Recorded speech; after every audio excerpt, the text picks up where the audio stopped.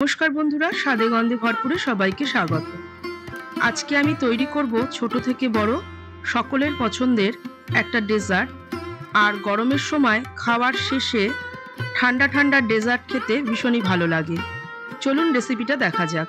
একটা fry pan নিয়েছি, তার মধ্যে দিয়ে দিচ্ছি দুধ।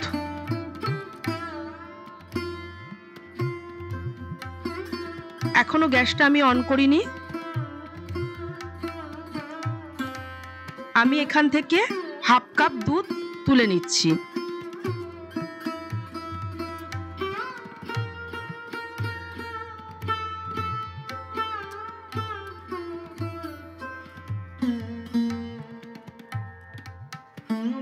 এবার গ্যাসটা অন করে দিয়েছি, দুধটা ফুটে উঠেছে। এই সময় দিয়ে দেব এর মধ্যে চিনি।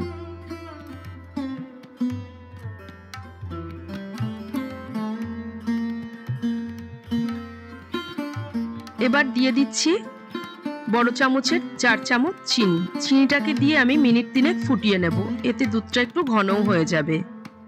আজকে আমি তৈরি করব ফ্রুট কাস্টার্ড।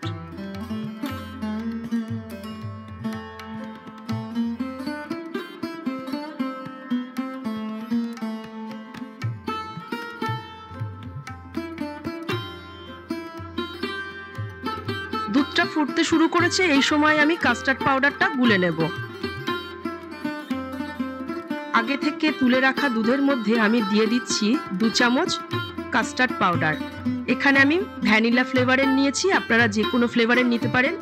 কাস্টার্ড পাউডারটা দুধের সঙ্গে খুব ভালোভাবে গুলে নিতে হবে, যাতে কোনো লাম্পস না থাকে। আপনারা কখনোই কিন্তু গরম দুধের মধ্যে এটা করতে যাবেন না, তাহলে কিন্তু লাম্পস থাকার সম্ভাবনা খুব বেশি থাকে। আমি এখানে কিছু ফ্রুটস নিয়েছি, কিন্তু ফ্রুটসটা কাটার আগে আমি কাস্টার্ডটা তৈরি করে নেব। 3 মিনিট ফুটে গিয়েছে। এবার আস্তে আস্তে আমি কাস্টার্ডটা দিয়ে দিচ্ছি। এখানে কিন্তু দুটো হাতই ব্যবহার করতে হবে। আমি যেভাবে কাস্টার্ডটা ঢালছি একটু দেখুন, সেইভাবেই কাস্টার্ডটা ঢালতে হবে। আর এই সময় গ্যাসের ফ্লেমটা আমি একদম লোতে রেখেছি। কাস্টার্ডটাকে দিয়ে আমি মিনিট 2 ফুটিয়ে নেব দুধটাকে। ভালোভাবে মিশিয়ে দিচ্ছি দুধের সাথে কাস্টার্ডটা। 2 মিনিট পর কাস্টার্ডটা ঠিক দেখতে এরকমই হয়েছে। আপনারা যদি ঘন কাস্টার্ড পছন্দ করেন খুব, সেই ক্ষেত্রে আরেকটু ফুটিয়ে নেবেন। এবার কাস্টার্ডটা নামিয়ে নিয়ে এসেছি। হাতা দিয়ে আমি আরেকটু নেড়ে নিচ্ছি, কাস্টার্ডটা যাতে ঠান্ডা হয়ে যায়। এবার একটা বোল নিয়েছি, তার মধ্যে কাস্টার্ডটা ঢেলে দেব।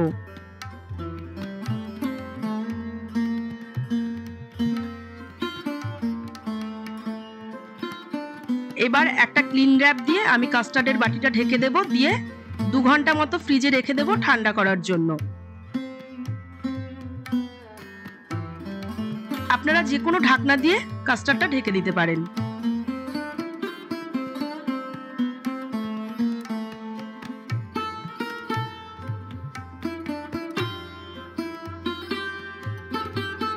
দু ঘন্টা পর আমি ঠান্ডা কাস্টার্ডটা ফ্রিজ থেকে বার করে নিয়ে এসেছি।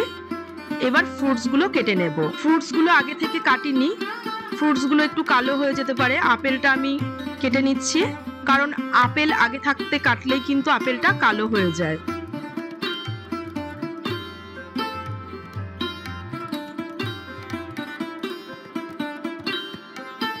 আপেল কাটা হয়ে গিয়েছে।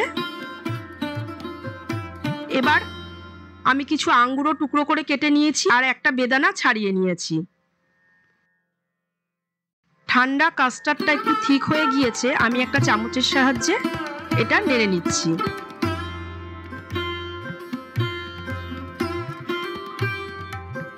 দুটো সার্ভিং কাপ নিয়েছি কাস্টার্ডটা সাজাবার জন্য। প্রথমে দিয়ে দিচ্ছি কিছু আপেলের টুকরো, তারপর আঙ্গুর দিলাম। এবার অল্প বেদানাও দিয়ে দিচ্ছি। ওপর থেকে দিয়ে দিলাম কাস্টার্ড।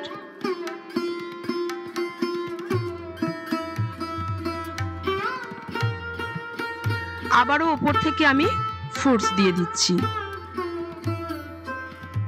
আপনারা আপনাদের পছন্দ মতো সাজিয়ে নেবেন।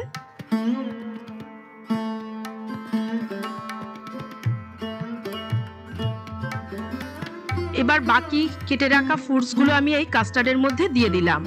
একটা চামচের সাহায্যে কাস্টার্ডের সঙ্গে মিশিয়ে দিচ্ছি। আমি ফ্রুটসগুলো আগে থেকে মিশিয়ে দিতে পারতাম, কিন্তু আগে থেকে কেটে রাখা ফ্রুটসগুলো মিশিয়ে দিলে কাস্টার্ডের মধ্যে একটা জলজলা ভাব হয়ে যায়। এই জন্য আমি আগে থেকে মেশাইনি ফ্রুটসগুলো। কাস্টার্ড সার্ভ করে দিয়েছি। দেখতে কত সুন্দর হয়েছে দেখুন। দুপুরের লাঞ্চ, রাতের ডিনার বা বাড়িতে কোনো অতিথি এলে এই রকম ফ্রুট কাস্টার্ড আপনারা তৈরি করে খাওয়াতে পারেন।